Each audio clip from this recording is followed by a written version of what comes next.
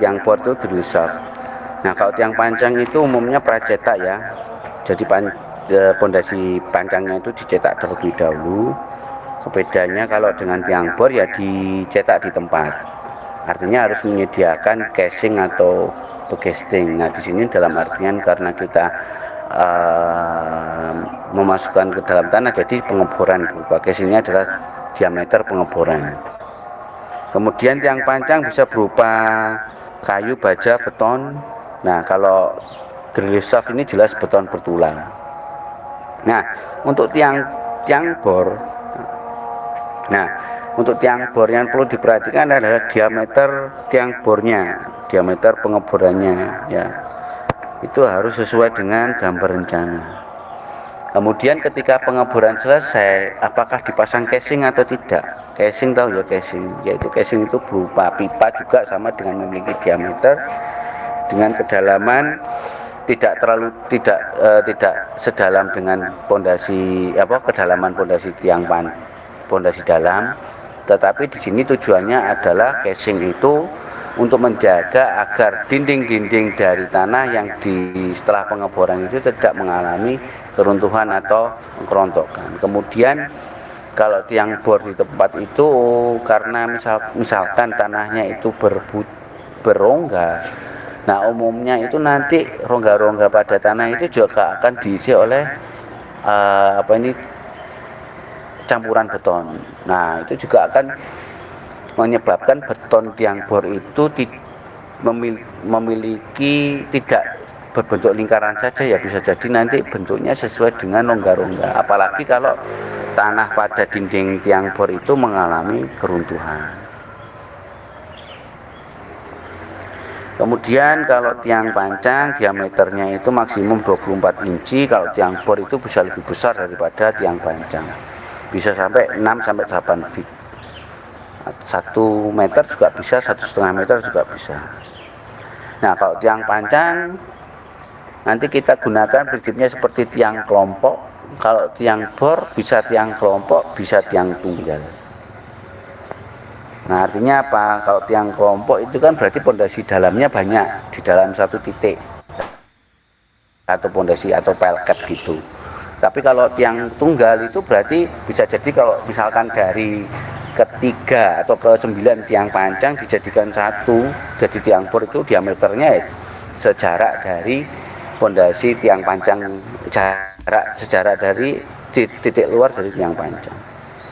Contohnya kelompok itu begini, ini 1, 2, 3, sini 3, 4, 5, 6, 7, 8, 9. Nah, kalau tiang bor bisa dijadikan satu. Ya, tentunya nilai perhitungan daya dukungnya berbeda, tidak sama.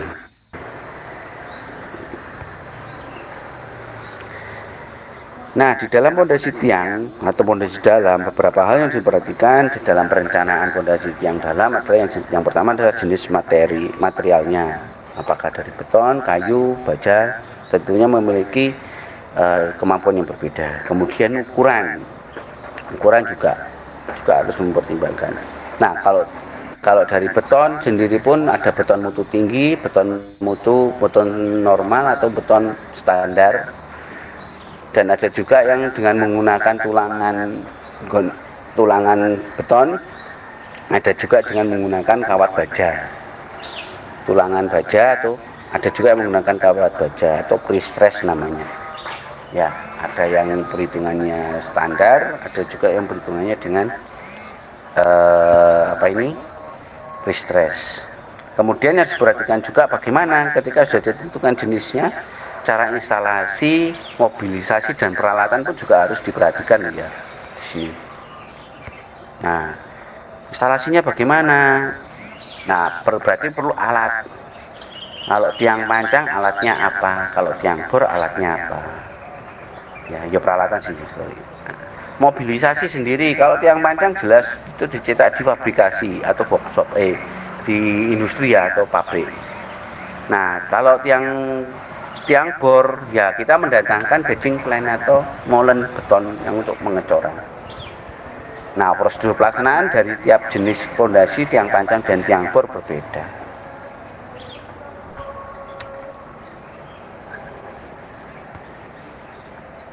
Nah, tadi jenis-jenis sudah ada tiang kayu, tiang baja, tiang beton dan sebagainya.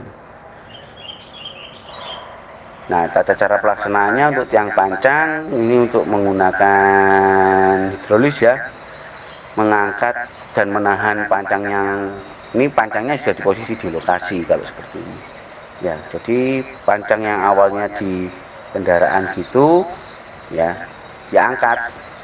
Nah, kalau misalnya pancangnya dia kedalaman 30 meter, Pak. Bagaimana? Maka pancang itu dibuat jadi beberapa modul. Misalkan jadi 3 kali 10 meter. Ya, modulnya berarti 10-an satu tiang pancangnya. Nanti disambung kok tiang pancang. Nah, kemudian nanti diangkat tuh dari misalkan dari lokasi dibawa dengan menggunakan truk, kemudian ditaruh di tempat sama truknya. Nah, tentunya kita menggunakan yang namanya mesin hidrolis di sini dengan menggunakan hidrolis ya, mesin hidrolis. Di dalam mesin hidrolis juga ada krennya untuk mengangkat tiang pancang. Nah, di dalam perencanaan satu tiang pancang itu teman-teman juga harus memperhatikan bagaimana pancang itu diangkat. Nah, tentunya apakah masih perlu perkuatan di dalam pengangkatan itu. Nah, itu juga jadi bagaimana mendesain satu tiang pancang terutama untuk difabrikasi. Contohnya kalau tiang pancang dengan fabrikasi itu ada Wika, ada Adimix, ada banyak, lupa, ada Merak, ada yang di Surabaya sini ya, ada Merak, ada lupa namanya. Yang warna kuning itu ya cukup banyak, yang warna pink itu juga ada. Kemudian nanti dimasukkan ke dalam mesin hidrolisnya, kemudian nanti didorong secara perlahan dengan mesin hidrolis. Ini kalau tiang pancang. Nah, ini dengan menggunakan pel driving rig ya. Nah, ini kalau tiang pancang, mesinnya seperti ini. Kalau hammer, drop hammer, driving hammer, yang membedakan nanti hammer itu nanti dijatuhkan. Jadi seperti buat baja pejal gitu nanti dijatuhkan dari atas memukul dari tiang pancang. Nah, nanti tiang pancangnya jadi masuk perlahan-lahan. Nah, umumnya di dalam 1 menit itu terdapat 60 jatuhnya. Nah, ini kalau menggunakan steam pneumatic hydraulic hammer. Nah, ini dengan menggunakan impact atau drop hammer. Diesel hammer ada yang menggunakan mesinnya single acting hammer, ada juga yang double acting hammer. Dan drop hammernya ini drop hammernya. Ini dengan vibrator, prinsipnya juga sama seperti belt driving yang tadi ya, atau hidrolis. Nah, ini prinsipnya ya digetarkan sebenarnya, tapi juga ada pendorongnya. Jadi ada hidrolis untuk mendorong pondasi pancang itu bisa masuk. Kalau enggak ya enggak bisa masuk kalau tidak didorong, diangkat kembali sama tanah. Ya, ditahan oleh tanah jadinya. Nah, umumnya pada pancang dengan vibrasi ini pemasangannya dan metode ekstrasinya itu digunakan pada tanah yang tidak berkohesi. Tanah yang tidak berkohesi adalah tanah pasir.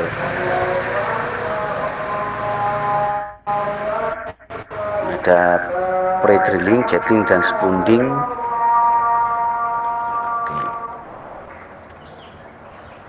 Mungkin sampai sini terhadap jenis-jenis dari tiang pancang. Ini kelihatan semua ya PPT-nya ya, presentasi yang saya tampilkan.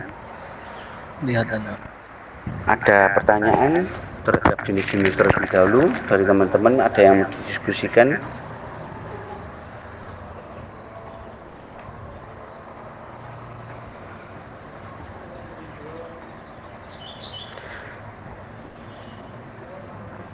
Berarti ini yang ngambil perancangan juga ya kelasnya ya? Iya, Pak. Untuk Dava ini. Iya, Pak. Lah iya. Pondasi durung, kok iso ngerancang teman-teman, itu kan juga aneh tuh ya.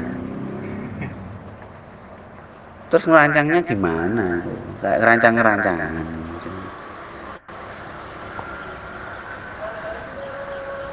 Ini banyak yang enggak on cam ini. di lokasi ya atau tidak nih?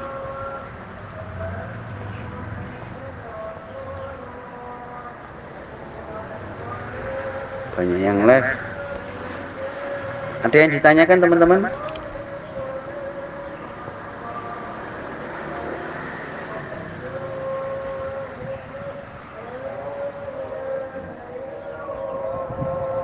Ada yang ditanyakan atau tidak? Belum ada, Pak. Nah, kalau pondasi batu kali, ngitungnya gimana ya? Daya dukungnya, ada yang tahu?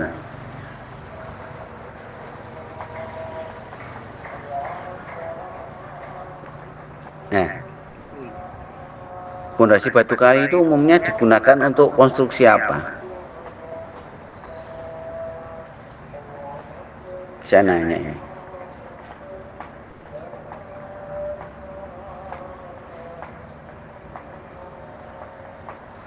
Pondasi batu kali itu untuk konstruksi apa?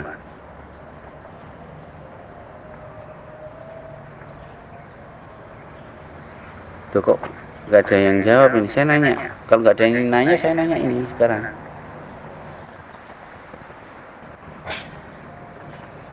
Apa ditunjuk?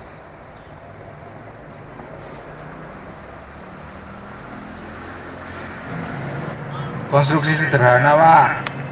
Contohnya, Seperti rumah tinggal. masa sih? Nah, di rumah tinggal itu ada konstruksi apa yang sederhana?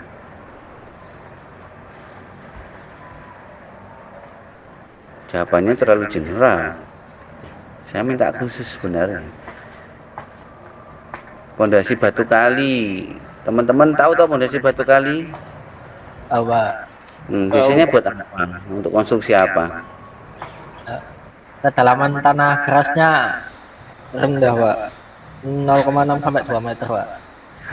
Oh iya, oke, itu teknis dalam desainnya. Enggak, nanti pondasi batu kali lo itu digunakan untuk konstruksi apa?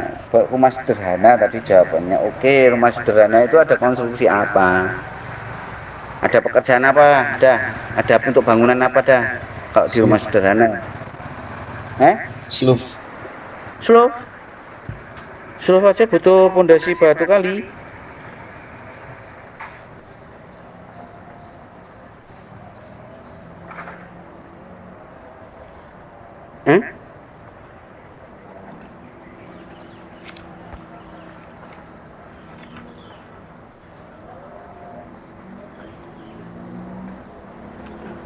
Masa slope? Slope masih butuh batu kali dah.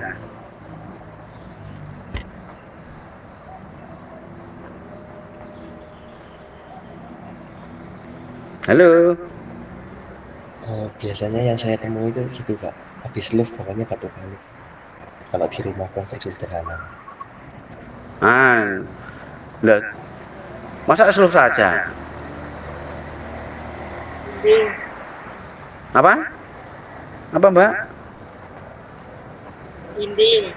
Dinding. Jawabannya saya tunggu.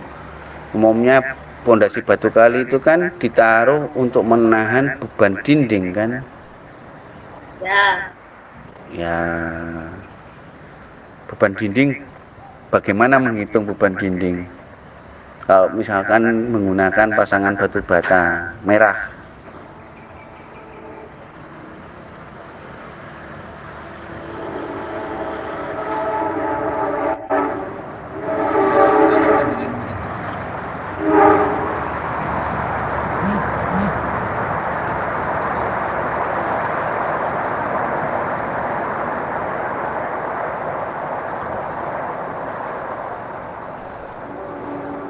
Kalau pasangan setengah bata itu beratnya 250 kg per meter persegi, Pak. Biasanya kalau untuk Terus dikalikan. tinggi dari dinding itu, Pak. Oke, terima kasih Mas Ahmad. Jadi beban dinding itu kan dihitung ya. Jadi tingginya misalkan 4 meter, 250 kali 4 berapa? 1000 kilogram per meter. Per meter apa? Lari. Jadi kamu hitung nanti, bisa itu kamu hitung sekarang pondasi dangkal, pondasi batu kali tadi itu digali dulu atau langsung ditaruh di atas tanah. Nah, itu teman-teman harus tahu tuh berapa nilai daya dukungnya, bagaimana menghitungnya. Berarti kan harus tahu data tanahnya ya. Nah, itu kalau pondasi dangkal. Pondasi dalam tambah lebih enak lagi.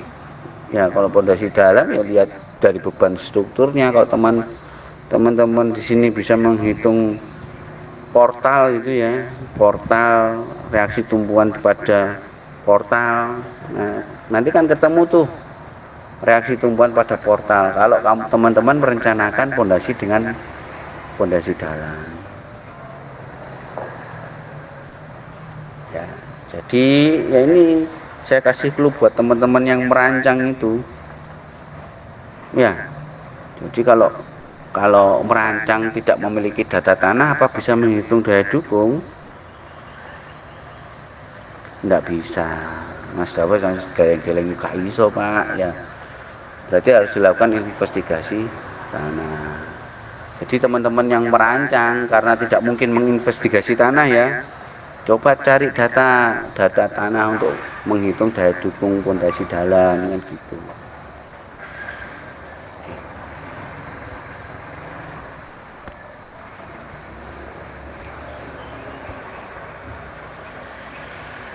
Saya lanjutkan sedikit.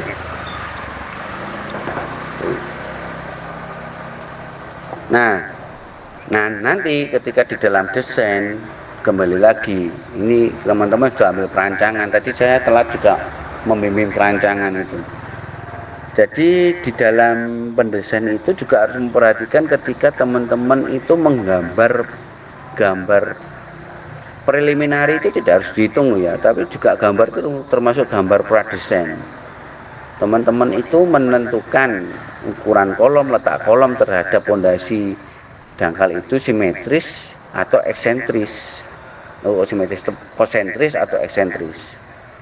Kalau ada eksentris, maka di dalam merancangan pondasi dalam pun dalam controlling juga harus ditentukan karena disebabkan ada eksentrisitas.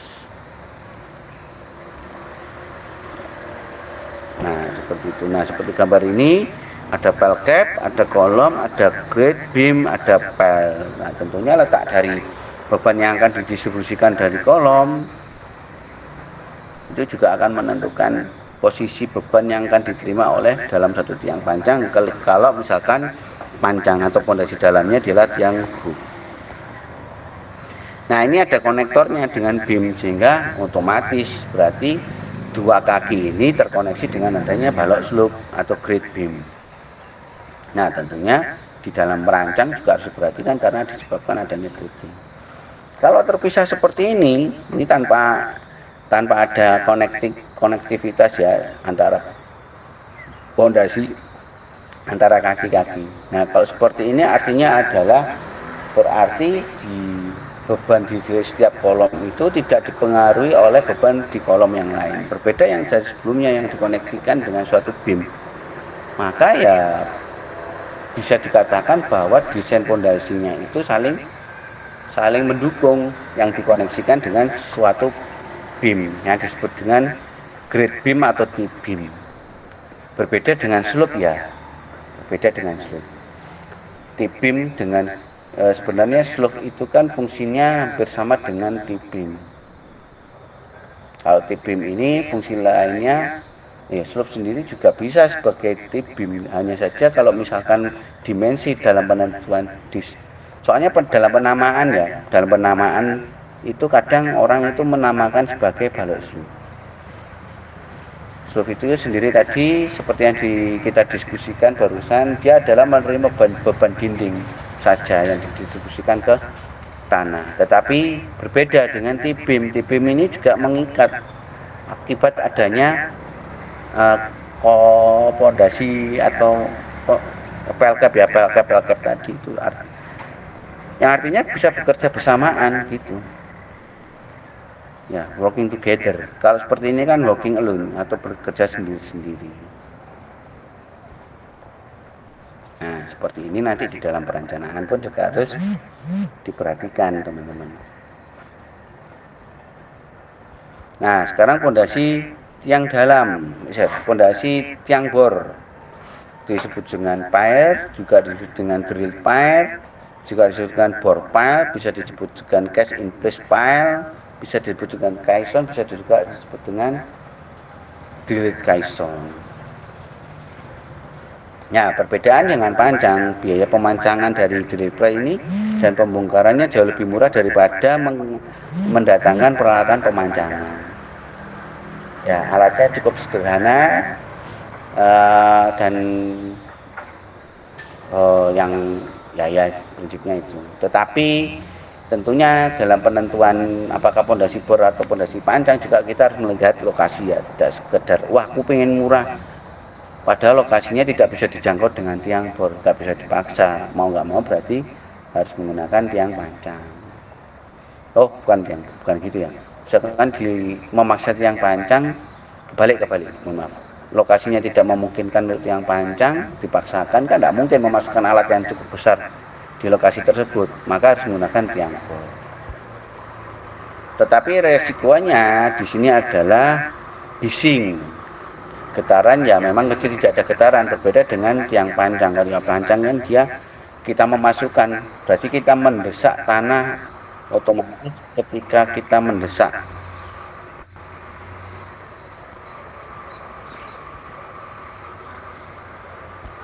otomatis ketika kita memancang, kita akan mendesak tanah itu ke dalam dan ke samping dan ke kanan.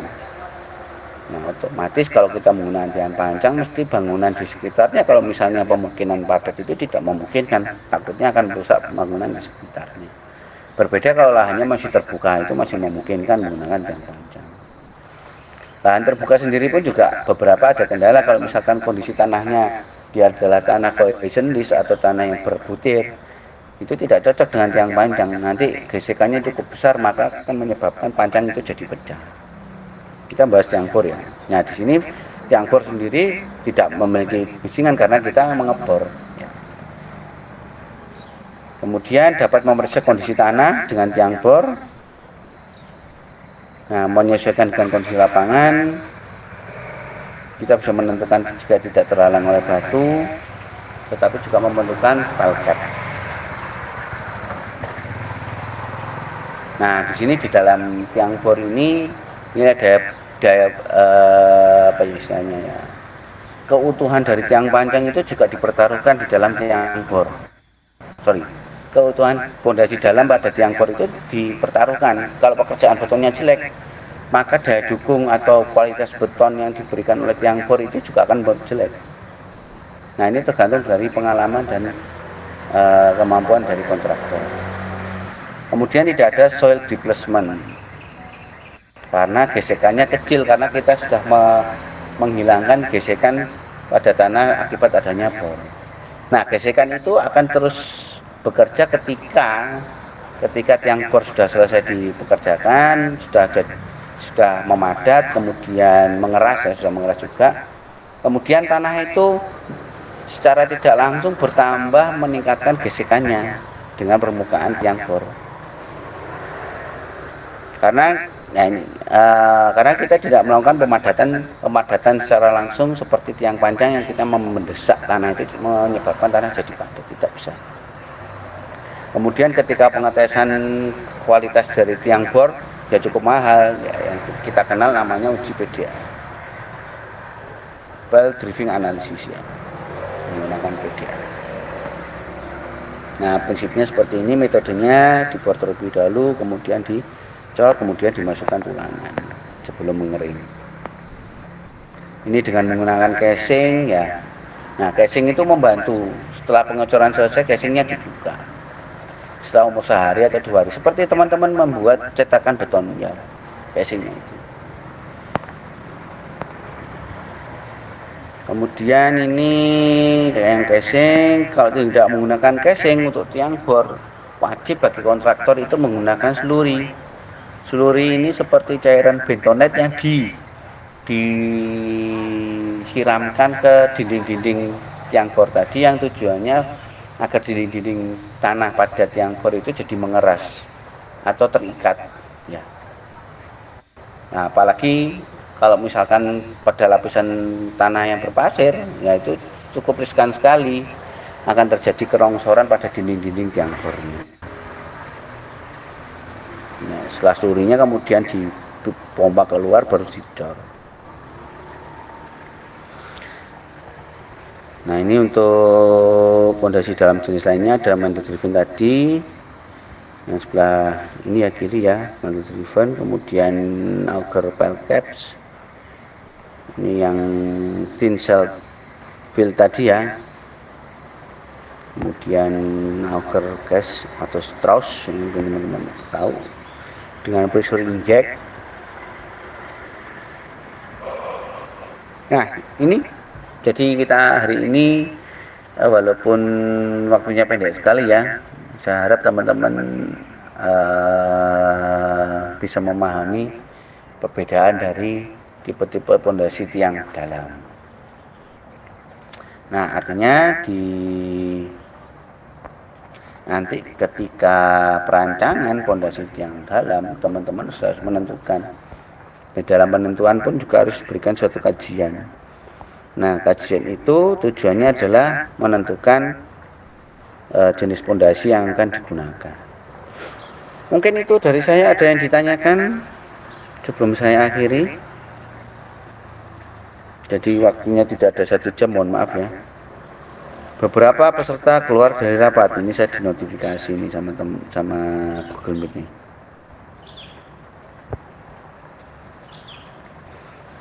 Oke, untuk selanjutnya mungkin minggu depan teman-teman offline apa online saya tawarkan ini, ataukah seperti ini terlebih dahulu.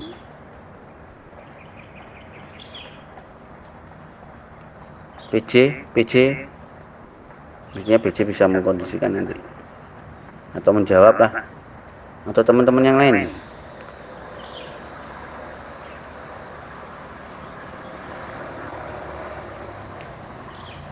Loh, kok gak ada yang jawab?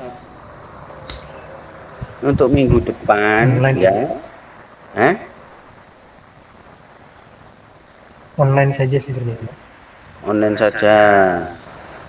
Oke, untuk minggu depan yang sudah kembali ke Surabaya, itu ada berapa orang? Ini yang mudik banyak kah?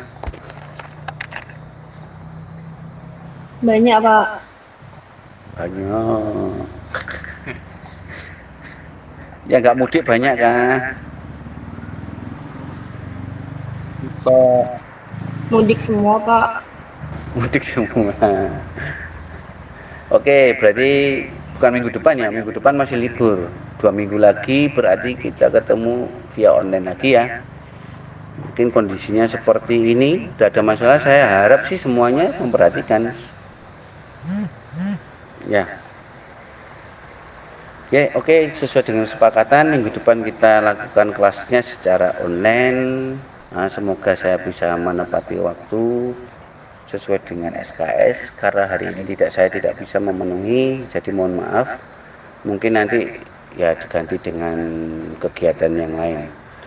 Oke, saya akhiri terlebih dahulu. Saya minta tolong tadi presensinya nanti dikirimkan ya Mas, Mbak, PJ atau PJ kelas ya, nanti dikirimkan ke saya. Terima kasih atas kehadirannya. Saya akhiri terlebih dahulu. Wassalamualaikum warahmatullahi wabarakatuh.